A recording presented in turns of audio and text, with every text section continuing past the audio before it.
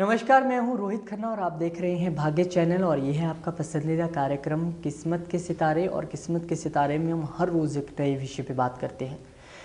हम कई विषयों पे बात कर चुके हैं, उसमें वास्तु भी शामिल है और हम हस्तरेखा के बारे में भी बात कर चुके हैं। लेकिन हस्तरेखा का ज्ञान एक एपिसोड में समा जाए ये मुमकिन नहीं है, इसलिए आज फिर पंडित प्रदीप रूड़ा जी हमें हस्तरेखा के बारे में ज्ञान देने वाले हैं। उन्हीं से हम बात करने वाले हैं। सबसे पहले हम उनका स्वागत करेंगे। सर नमस्कार। नमस्कार जी। प्रदीप जी, हस्तरेखा एक ऐसा ज्ञान है, एक ऐसा रहस्य है, अगर किसी से कह दिया जाए कि मुझे हाथ देखना आता है तो तुरंत दूसरे का हाथ जो है वो आगे आ ही जाता है। और बहुत सारे दर्शक इस वक्त तैयार बैठ भी गए होंगे कि हाथ साफ कर लें, थोड़ा सा आज जो पंडित जी बताने वाले हो साथ साथ में समझ लिया जाए। तो आज आप किन रेखाओं के बारे में मुख्य तौर पर ज्ञान देने वाले हैं? रोहित जी, जो हस्तरेखा है, हमारे पहले जो जितने भी लोग हमारे ब्राह्मण लोग या पंडित लोग पहले चला करते थे, उनको हस्तरेखा के बारे में बहुत नॉलेज हुआ करती थी और उनका जो आचार और विचार है बहुत शुद्ध भी हुआ करता था।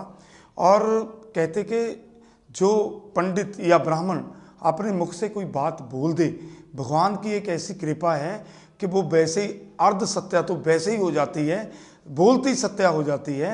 ये वेदों ग्रंथों की वाणी है, ये कोई अपनी बनाई हुई वाणी नहीं है। और हस्तरेखा के ऊपर आपने बात करी कि जब भी किसी का पता चल जाता है कि ये हस्तरेखा देखना जानते हैं, चाहे वो शादी हो, चाहे मैरिज हो, चाहे कोई प्रोग्राम हो, वहाँ से लोग उसको देखते रहते हैं कि इसको कब उठा करके साइड पे ले जाएं और इससे कुछ पता किया जाए।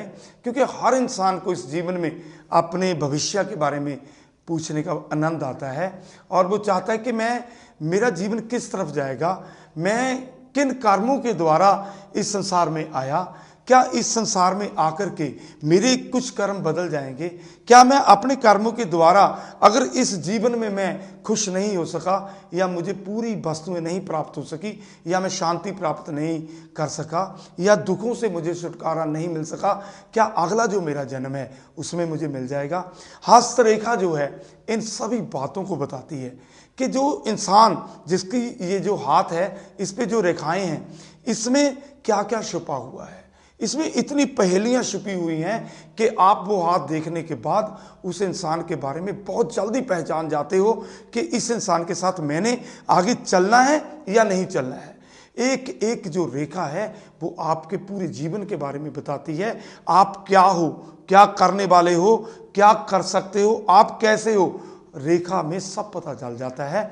मैं आपको आज एक बहुत ही बढ़िया बताने वाला हूं, बढ़िया बात, कि हस्तरेखा के अंदर जो मेन है, जैसे लाइफ लाइन है, जैसे फेट लाइन है, जैसे हार्ट लाइन है, लेकिन जो सबसे महत्वपूर्ण हस्तरेखा में एक माउंट है, उसे बोलते हैं बृहस्पति माउंट, जुपिटर माउंट या गुरु की माउंट।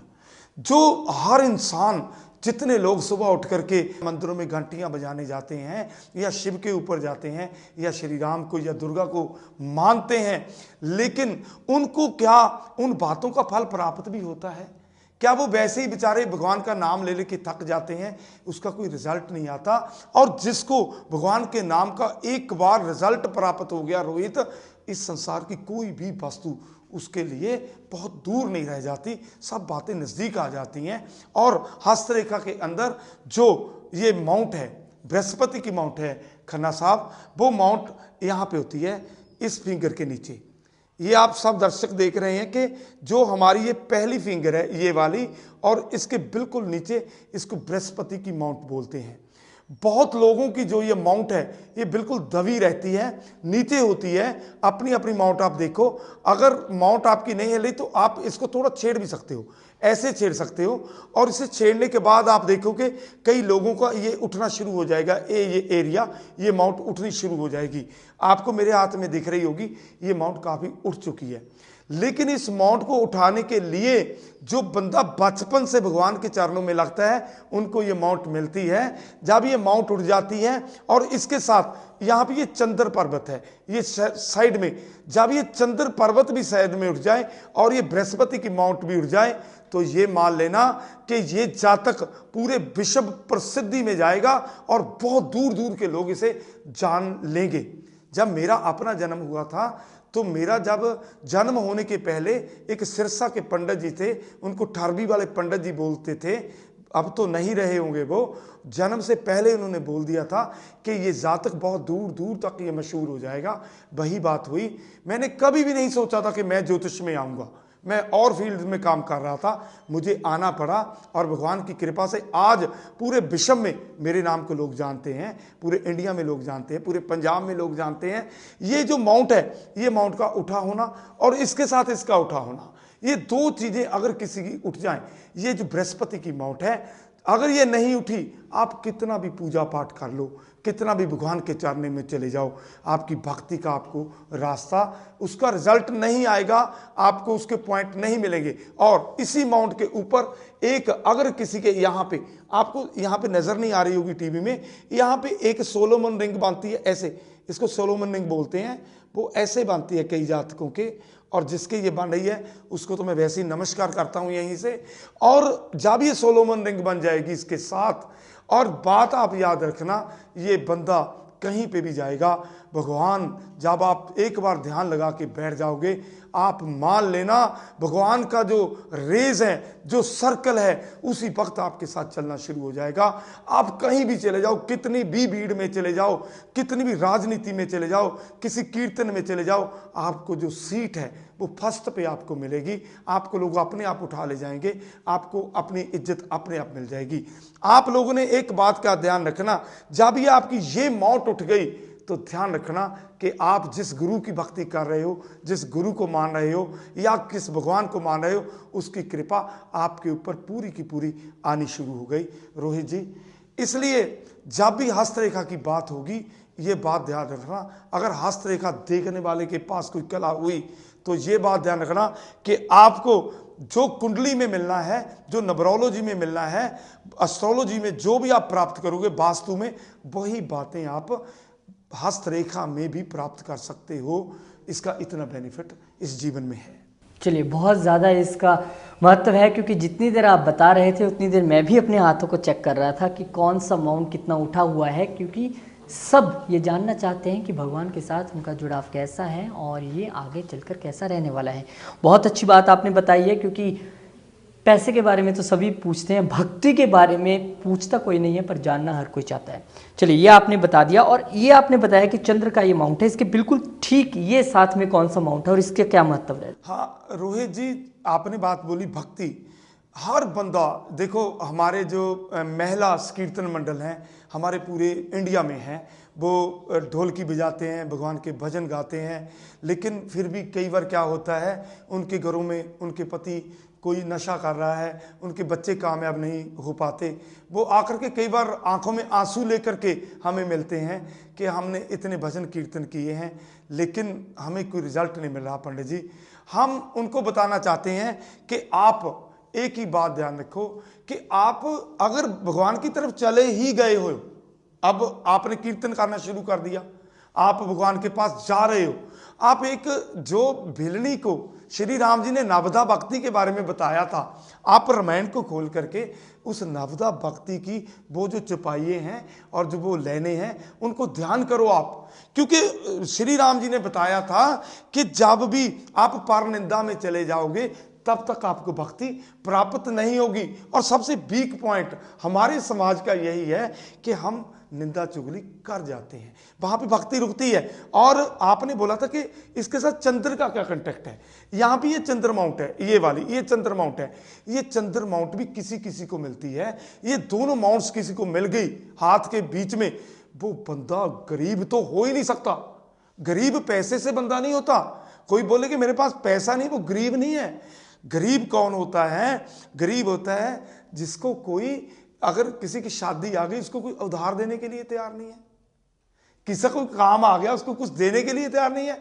अगर आप किसी दुकान पे चले गए, वो बोले कि आपकी बेटी की शादी है, आपको जो चाहे ले जाओ, उतार देना, मैं उसको अमीर मानता हूं। आपको सब, आपकी खाना, घर में रोटी पानी चल रहा है, आपको कपड़ा मिला है, आपको पंखा मिल गया, आपको रजाई मिल गई, यही अमीरी है। अमीरी पैसे से नहीं है। पैसे वाले तो हमारे पास इतने लोग आते हैं रोहित जी, मैं कहता हूं कि आंसू सूख नहीं पाते उनके।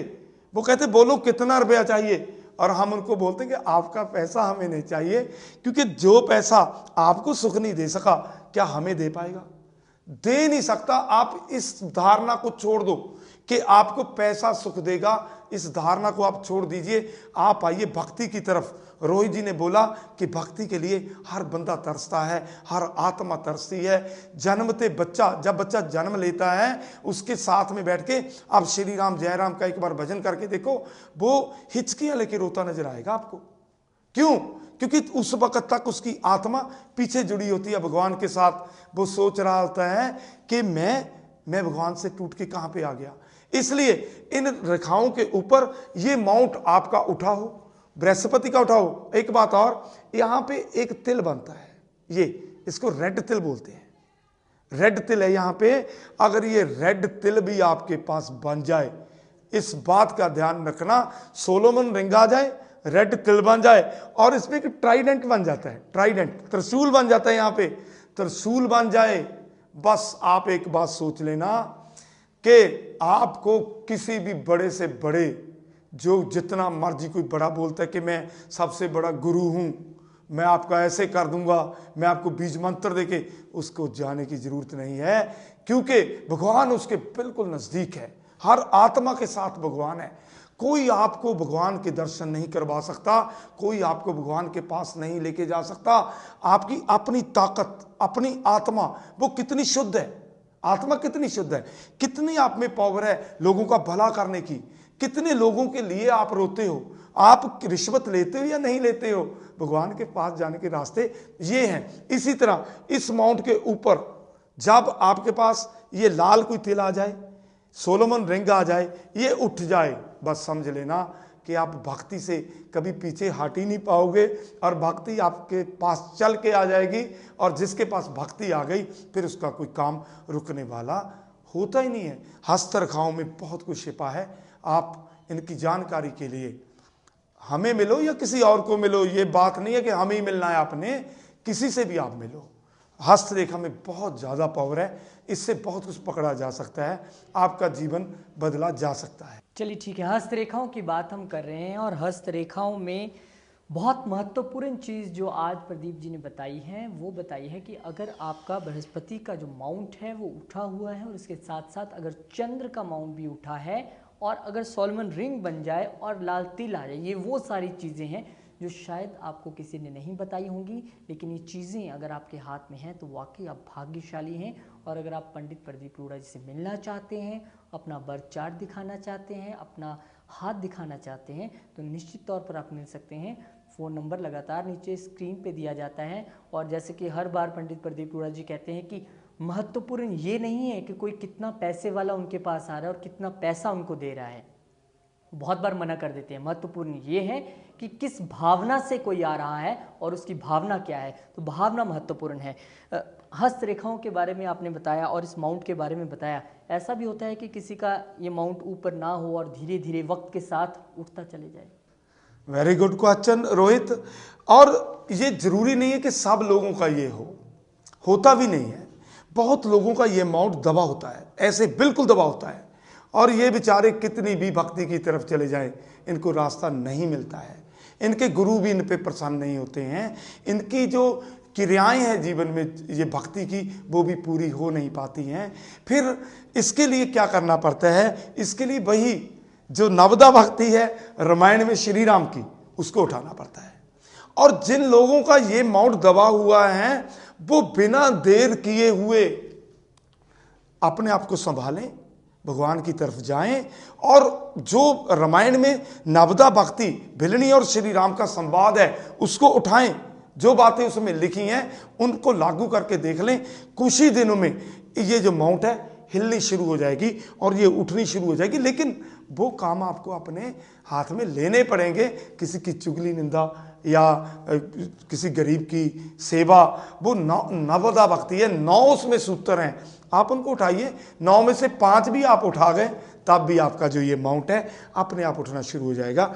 ये माउंट अगर आप अपनी माता के चरणों में वंदना करते हैं, अगर आप उनके विरुद्ध कभी कुछ नहीं बोलते या उनको कभी आंखें नहीं निकालते हैं, अगर माँ के चरणों में आप ये हाथ लगा करके चरण वंदना करके उनसे दोनों हाथों से आशीर्वाद लेते हो, तब ये माउंट उठना शुरू हो जाता है। सब माउंट उठ सकते हैं, एक एक माउंट उठ सकता है, लेकिन उसके लिए उस तरह के रेमेडीज हैं और उस तरह के आगे क्रिया है।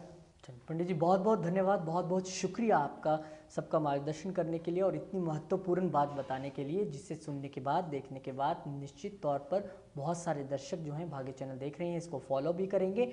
और अगर आप पंडित प्रदीप अरोड़ा जी से मिलना चाहते हैं, संपर्क करना चाहते हैं, तो नंबर लगातार नीचे दिया जाता है, कॉल कीजिए, अपॉइंटमेंट लीजिए और आप भी मिलके उनके सानिध्य को प्राप्त कर सकते हैं और लाभ जो है वो उठा सकते हैं। कल फिर मिलेंगे एक नए विषय के साथ, आप बने रहिए भाग्य के साथ। नमस्कार।